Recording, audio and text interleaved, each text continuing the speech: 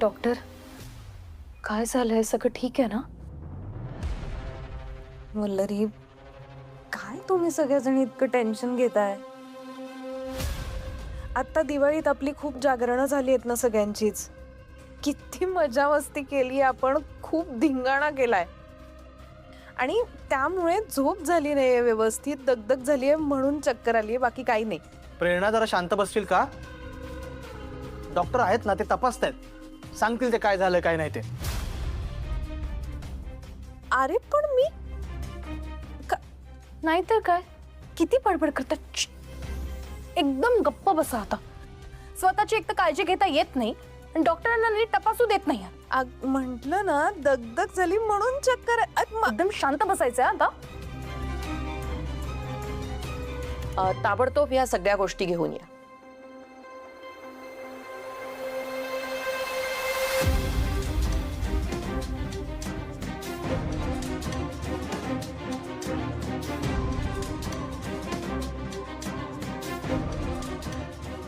काय झालं?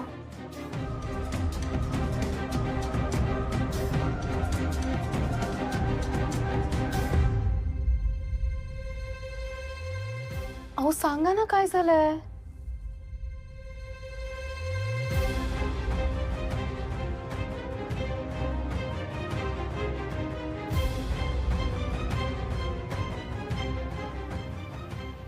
इकडे आणा.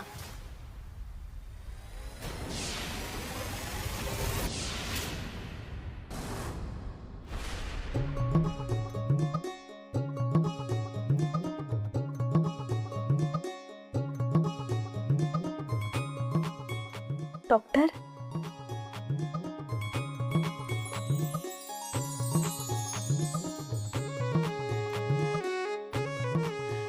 डॉक्टर, मला नक्की काय झालंय? कोणीतरी काहीतरी सांगणार आहे का प्लीज? सगळे फक्त प्रिस्क्रिप्शन कडे बघताय, कोणी काहीच बोलत नाहीये. स्वामी, मला आता माझ्या आयुष्यात कुठलंही संकट नकोय. वल्लरी, अगं सांग ना प्लीज, बोल ना काहीतरी.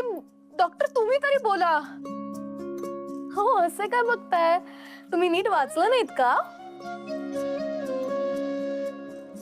घ्या.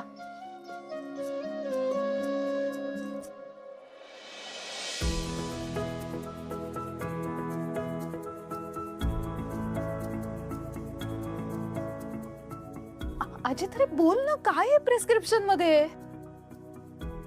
काय, मला कळत नाहीये काय. मला सांगा, आपण पेढे किंवा बर्फी कधी वाटतो?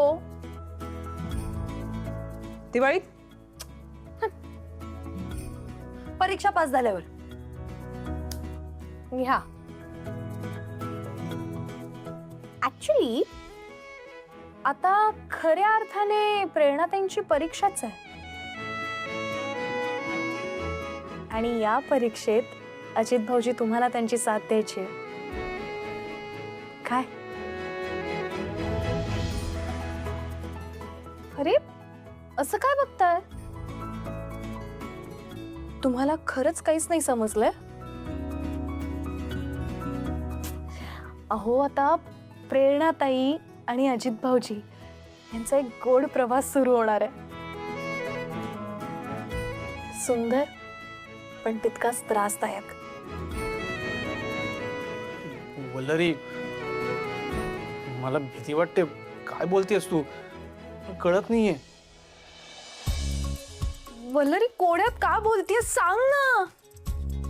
घ्या. डॉक्टर, हे जे सगळे माझे हुशार मित्र मैत्रिणी आहेत ना, ह्यांना माझ्या मते आपण आता स्पष्टच सांगून टाकूया, कारण काहीच कळत नाही एकाला पण. प्रेरणा मॅडम, प्रमोशन झालंय आता तुमचं. आई होणार आहात तुम्ही.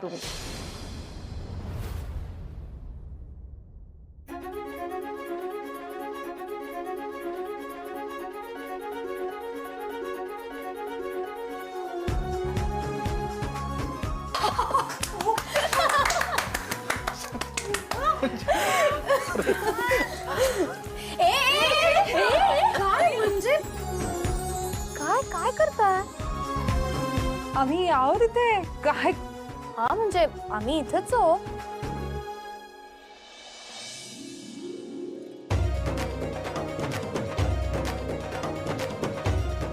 हा आता गोड बातमी दिली आहे म्हटल्यावर चालेल नाही.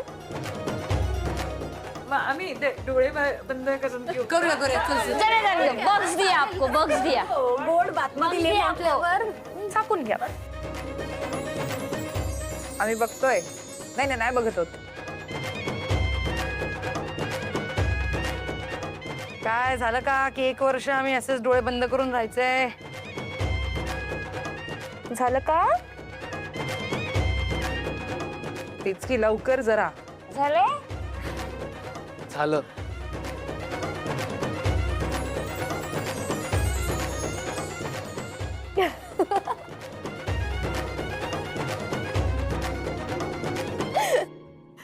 मिस्टर अजित, तुम्ही जरा या माझ्या बरोबर. काही गोष्टी सांगायच्या तुम्हाला. बास आता आम्हालाही कॉंग्रॅच्युलेट करू देते ना. कॉंग्रॅच्युलेशन. थँक्यू. कॉंग्रॅच्युलेशन.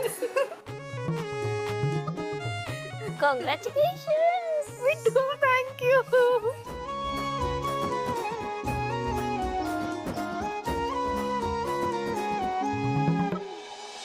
स्वामी, खरंच तुमची खूप कृपा झाली प्रेरणाताईंवर. आमच्या प्रेरणाताईंचा तुमच्यावर एवढा विश्वास आहे, एवढी श्रद्धा आहे. आज तुम्ही ती खरी ठरवलीत. खरंच आमच्या प्रेरणाताईंच्या पाठीशी कायम असेच राहा. तुमची कृपा त्यांच्यावर कायम अशीच असू दे.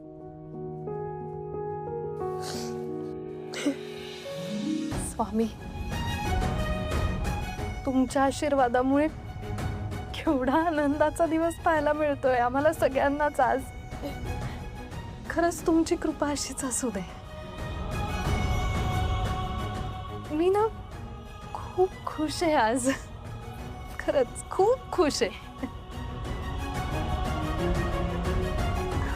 या अगं, आता जे काही करायचंय ते इथे जागेवर बसून करायचं. ओके, आम्ही तुला काहीही काम करू देणार नाही.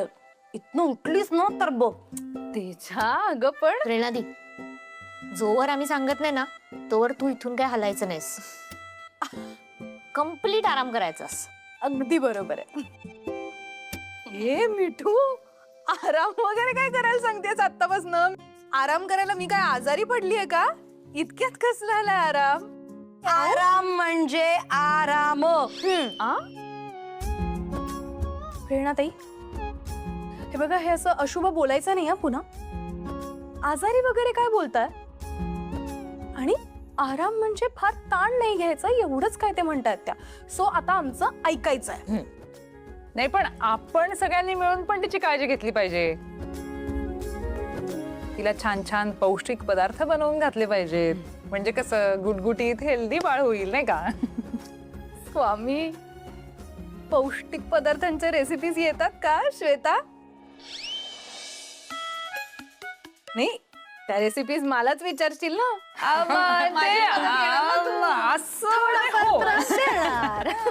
आराम करा. मला असं वाटतं की मेथीचे लाडू सगळ्यात आधी सुरू करायचे का आपण? नाही, 1 मिनिट. मी असं ऐकलं होतं की चिंच खावीच लागते. खावी असं काही कंपल्सरी मध्ये दाखवतात ना. मुळात ती चीनचं नसतं, भारताचंच असतं. वाव, मला इतकी मज्जा येते ना.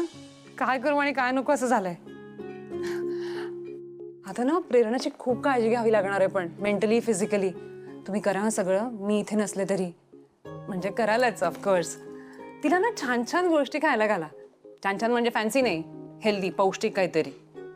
तिने व्यायाम केले पाहिजेत. आता लक्ष द्या त्याच्याकडे. तुला माहितीये, आपल्या कॉर्नरवर एक गर्भसंस्कार केंद्र सुरू केलंय एका बाईंनी. त्यांच्याकडे नाव नोंदवून टाकूया आपण, म्हणजे काही प्रॉब्लेमच नाही. मला तर असं वाटतं की तुम्ही सगळ्यांनी ना कामं वाटून घ्या. म्हणजे तू तिला कुठे आणायचंय सोडायचंय हे काम कर. मी तुला सांगणार आहे की तू तिच्या जेवणाची काळजी घे, औषधांची काळजी घे. बेसिकली तुम्ही सगळं तिचं नीट करा मी येईपर्यंत. प्लीज. यार मी उगाच चालले यार आत्ता. श्वेता, तू खुश असलीस ना की किती छान दिसतेस माहितीये का तुला? काय मध्येच काय झालं?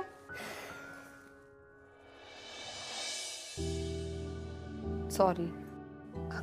कशासाठी सॉरी? या कैलास प्रकरणामध्ये मी जरा जास्त रिॲक्ट केलं.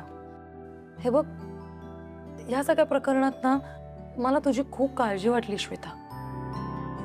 आणि मी ओव्हर पॉझिटिव्ह झाले तुला घेऊन.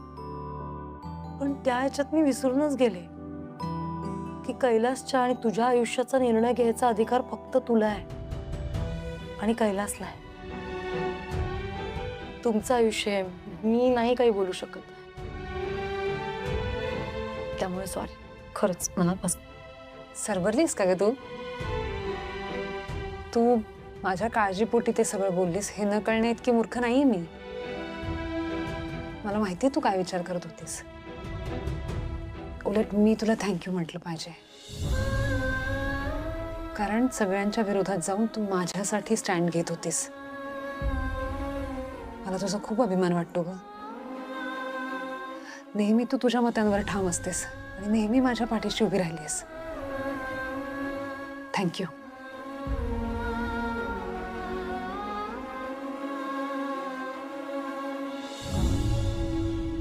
श्वेता, तुला राग येणार नसेल तर एक प्रश्न विचारू का मी? विचार ना, का राग येईल? म्हणजे तुझ्यामध्ये आणि कैलासमध्ये एवढ्या सगळ्या गोष्टी झाल्या होत्या. त्याने त्रास दिलाय तुला, अक्षरशः टॉर्चर केलंय, मेंटली, फिजिकली. एवढं सगळं असून सुद्धा जेव्हा त्याचा ऍक्सिडेंट झाला, तो आता हॉस्पिटलमध्ये आहे, तेव्हा तू मात्र त्याच्या पाठीशी खंबीरपणे उभी आहेस. कसं काय जमतंय तुला हे? मला कळतंय तू काय म्हणतेस ते, पण बायको म्हणून वगैरे बाजूला राहू दे. कैलास ज्या कंडिशन मध्ये आत्ता आहेत ना, त्या कंडिशन मध्ये मी माणूस म्हणून तरी त्यांच्या बरोबर असायलाच पाहिजे.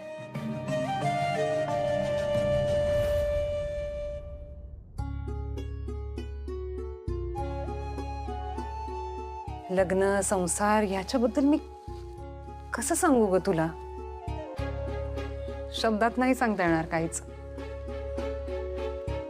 विचार कर ना, दोन माणसं जी वेगवेगळ्या घरात, वेगवेगळ्या संस्कारात वाढली आहेत, वेगवेगळ्या विचारांची आहेत, ती एकत्र येतात आणि एकत्र प्रवास सुरू करतात. किती गोष्टी ऍडजस्ट कराव्या लागत असतील, किती सांभाळून घ्यावं लागत असेल एकमेकांना. परवा काय झालं माहितीये? परवा त्या बागेच्या बाहेरून जात होते ना मी, तर एक आजी आणि आजोबा बाकड्यावर बसले होते. दोघे एकमेकांशी काहीही बोलत नव्हते. आणि आजी ना सारख्या अशा केसांना काहीतरी हात लावत होत्या, काहीतरी ऍडजस्ट करत होत्या. एकदा झालं, दोनदा झालं, तीनदा झालं, चौथ्यांदा झालं. आजोबांनी काय केलं असेल? काहीही न बोलता बाजूला एक गजरेवाला होता, त्याच्याकडून मोगऱ्याचा गजरा विकत घेतला आणि शांतपणे आजींच्या केसात माळला. So romantic. दोघे एकमेकांशी काहीच बोलले नाहीत आणि आजी इतक्या गोड हसल्या ना. आता मला सांग, हा दिवस बघण्यासाठी दोघांनी एकमेकांना किती वेळा माफ केलं असेल? दोघांनी किती संकटांना एकत्र तोंड दिलं असेल? आपलं प्रेम असलं ना की गुणदोषांसकट आपण माणसाला स्वीकारतो. आणि खरं सांगू का, आपला जोडीदार किंवा आपला माणूस आपल्याला पटकन पूर्णपणे कळतच नाही कधी, हळूहळू कळत जातो. आणि तसं हळूहळू कळण्यातच गंमत आहे ना. एक दिवस अचानक सगळं कळलं असं नाही होत, त्यात काय गंमत. आणि नाही पटलं म्हणून एकमेकांना सोडून देणं हा पर्याय हल्ली सोपाच झालाय ग. पण समजून घेणं एकमेकांना किंवा नात्याला खतपाणी घालून ते फुलवणं, खुलवणं मला जास्त गरजेचं वाटतंय. आणि एकदम खरं सांगते, कैलास ना पूर्वी असे नव्हते. बरं, ते जे काही वागलेत ते चुकीचं होतं याची जाणीव आता त्यांना आहे ना. त्यांना पश्चाताप होतोय. मग मी आता त्यांना माफ करायला हवं. मी अशा अवस्थेत त्यांना सोडून नाही जाऊ शकत. त्यांच्या चांगुलपणावर मी विश्वास ठेवायला पाहिजे, कारण मुळात नातं तोडण्यापेक्षा नातं जपण्यावर माझा जास्त विश्वास आहे बघ. यालाच सहजीवन म्हणतात ना. जोडीदाराच्या सहकार्याने, सहमतीने, सहनशीलतेनं केलेला प्रवास म्हणजे सहजीवन. नाही, बरोबर आहे तुझं. आणि लांबचं कशाला, घरचं उदाहरण घे ना. मनोज वल्लरी, अजित प्रेरणा, त्यांनी किती संकटांना तोंड दिलंय ग आतापर्यंत. जर ते वेगळे झाले असते तर आज एवढ्या आनंदात असते का ते? नाही ना. कुठल्याही परिस्थितीत त्यांनी एकमेकांचा हात घट्ट धरून ठेवलाय बघ. मला पण माझ्या कैलासचा हात असाच घट्ट धरून ठेवायचा आहे. एकदा का घट्ट धरलेल्या हातांमुळे एकमेकांच्या हातावरच्या रेषा एकमेकांमध्ये मिसळून गेल्या ना, की मग आपण वेगळे होऊच शकत नाही. पटतंय का? चल, बाकीची लिस्ट काढायची आहे. आले, चल.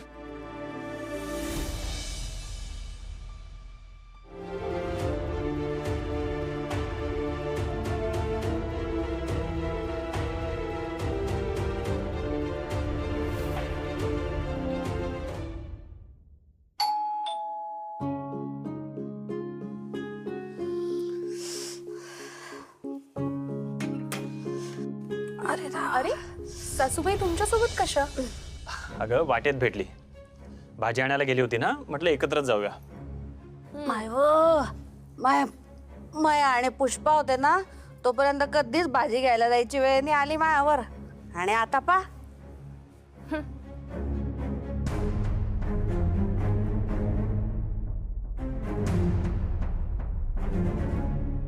चला, दोघांनी पण हात पुढे करा. ते काय, आता मोठी वकिलीन तर झालीस ना तू. आता कोणती परीक्षा देऊ राहिली? मावशी होण्याची. हा? आणि मी पास झाले. एक मिनिट, असं कोड्यात बोलू नको, नीट सांग. अहो, मी मावशी झाले. प्रेरणाताईंनी गोड बातमी दिली आहे, त्या आई होणार आहेत. काय सांगतेस? हो. खरंच खूप खूप आनंदाची बातमी ही. एक मिनिट, म्हणजे मी मामा आणि काका एकदमच होणार. मी आत्ताच अजित आणि प्रेरणा त्यांना भेटून येतो. त्याआधी तू पण तोंड गोड कर.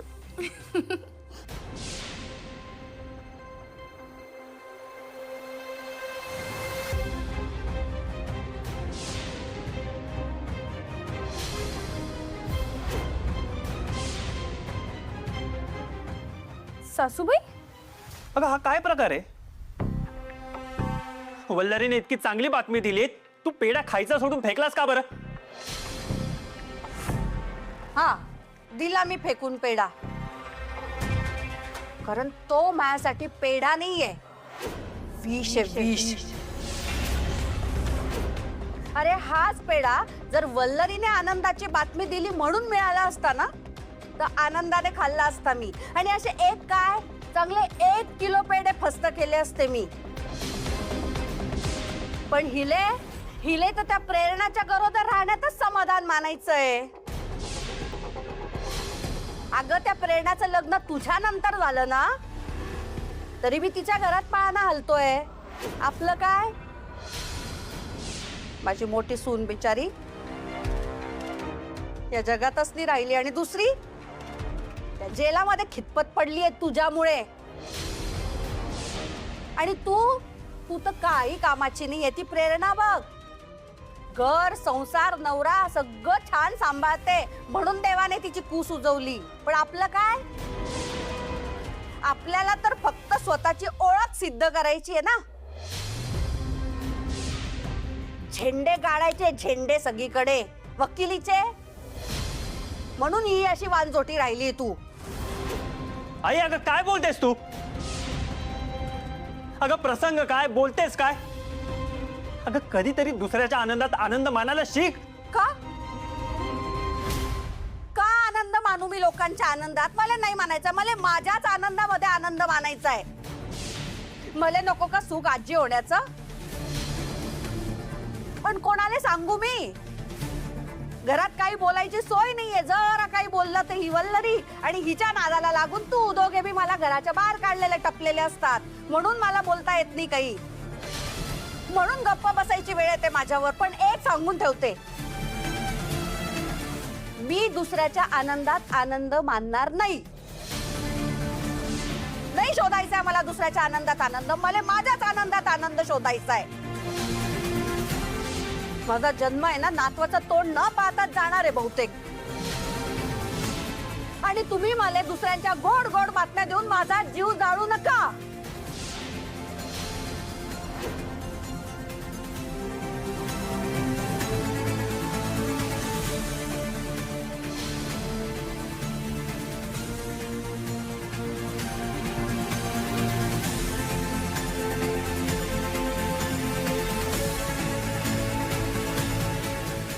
पल्लू